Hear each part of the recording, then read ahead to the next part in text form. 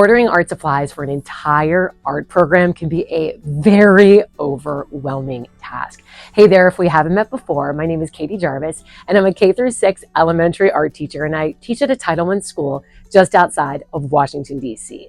In this video, we're going to be talking about the art supply ordering process and really breaking down that first step of when you take inventory about what is currently in your art making space. I'm going to share some tips and tricks to keep you organized and help make this process a little bit easier. Taking inventory of all the things in an art room is really overwhelming, so consider getting help. You can have students or an instructional assistant that has a few extra minutes when they're hanging out in your room, or maybe your own kids are hanging out in your art room. They can go around the room and count how many tubes of green ink do we have, how many things of purple paint are left, how many packs of orange paper. And how I have them do this is I have them count only things that are unopened and unused. If we have half a pack of paper, I don't have them count that. If there's this much green paint left, we're not counting that. That gives us a little bit of overage and a little bit of padding on our ordering numbers, so we're less likely to run out of those things in the coming school year. When people are helping me, I will print out my list, or even for myself, I will often print this out and go around my art room and break this down into categories so it's not such an enormous task. I will enter what I get on this list into my Google Drive, so this is all in one place. I have a column for how many did I find, and then how many do I need to order for the next year. So when I go to place my orders, this document is extremely valuable to me for making those tough decisions and deciding where the money needs to be allocated. Now, also it's helpful for me because I know where to look if I get a great idea over the summer, maybe something I want to make out of model magic, and I'm wondering to myself, how much model magic do I have in my classroom? I have a document where I can look this up and I can find out those answers. So it really helps with organization. It helps you to get an idea about what is in your room and are there things you want to use up in the current school year. Often if I find just a couple of random things and I don't have enough for a whole grade level to use, I will put those items out for a ketchup and pickle day and have my students use that for free time. I also will start to group and organize things around my room as I go. So this whole inventory process is also a cleaning up process for me as well. It's really important to know how many you have of each thing so that you are not running out next year and you're not over ordering and ending up with, what am I going to do with 17,000 packs of pink construction paper?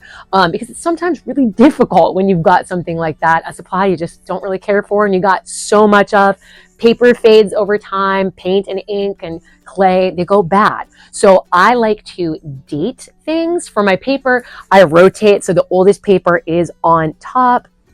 For things like paint and ink, I'm writing the year on the lid and then I'm rotating through those in my closet. So I'm always using the oldest supplies first. Now, by going through your art room, you're also getting a sense of what are things you want to order for next year and what maybe do you need to get donated. So you can be thinking about, like, if you're going to go to any sales over the summer where you're getting supplies and things for your classroom, you know kind of what you need. If somebody asks you, hey, what's something that could be helpful for you in your classroom? You know what those most needed items are because you have an inventory of what is already there. I also take assessment of, is there anything in the current school year that I spent my own money on, especially with consumable things? I really dislike that. I have a lot of things in my classroom, such as bins and teacher tools that are mine that I've invested in, and I'm okay with that. But I don't like to buy consumable things. I feel like the school should either pay for that and I can work that into my orders in the coming school year, or it's something I can ask my parents for on a wish list. I do an Amazon wish list. I know some teachers do Donors Choose. So there's a lot of different options, but getting organized in your art room so you know what to ask for is something that is really important.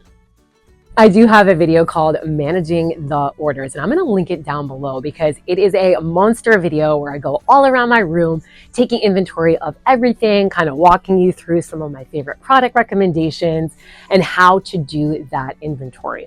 When I made that video, I got a lot of questions. One of them was about my budget. Now, something you need to take into account is I live right outside of Washington, D.C. I'm in Northern Virginia. The whole area is very affluent. So we have a lot more income from families that are being pumped into our schools. I work for a monster, gigantic school district. I also work at a Title I school. So we have some additional funding based on the socioeconomic level of students that go to our particular school. I've also been teaching for a while, so I have a lot of my own materials that you often see in my videos throughout my room. So all those things combined, I probably do have a much more generous budget than many art teachers in America, just based upon my area, based upon the economic status and the size of my school district. Now, another question I got asked is like, how many of this? How many of that? That really depends on you. I don't do a lot of drawing projects. I do a ton of paint projects. So if you went with my exact numbers, you might end up with too much paint. The only thing I can think of where I've seen like a hard and fast rule of how many is for clay. There's a general rule of thumb, and this is with like kiln fired clay, of 1 pound of clay per student. And to me, that's a little bit on the small side. I tend to make really big things out of clay, let my 6th graders get pretty adventurous with what they create. And my kindergartners make a clay pinch pot and a clay house. So I don't know if those numbers are exact for me, but that's kind of a rough calculation that you can use. If you're looking for brand recommendations, I often will link things in my video descriptions of products that I recommend and use and I'm talking about within that video. In that ordering video, I go through the all around the room and give you all of my favorites. I have another video that is my art teacher favorites, which are my favorite teaching tools that you'll also want to check out as well and see if you can add some of those things into your order this year. There's some great things just make my job a little bit more fun, a little bit more enjoyable. Now, I have an Amazon storefront, which is another place where you can find products and things that I recommend. When you're shopping from any of my links or the Amazon storefront, keep in mind that I get a very, very small commission from that, which helps me to bring these videos to you. So I really do appreciate your help and support from purchasing from those links. In my Teachers Pay Teachers store have this very inventory sheet that I was showing in my ordering video. And I have 2 different versions of it. One version is completely filled out with all the things that Managing the Mess, Katie Jarvis, uses in her art room and orders like year after year after year. So you can see my favorite kind of paint and the colors that I order and my favorite kind of construction paper and the colors that I like to get. All of the things, all of the categories are listed there. I break it down into paint, painting supplies. You can see all the paintbrushes and the water cups and things like that, especially helpful if you're just getting started. I break down all the different types of paper because it's super easy to forget some of the kind of things that you might need. I break down ink and printmaking and supplies that I use for that for the various grade levels. Remember that I teach kindergarten through 6th grade. So there's a wide variety of materials that I'm stocking up in my art room. I go through my drawing and coloring supplies, my crafting materials, sewing and weaving supplies, so things like plastic needles and weaving looms and yarn, burlap that I use for sewing, all the different things that I use with my kiln-fired clay and the glaze and some of my clay materials and things that I use as well.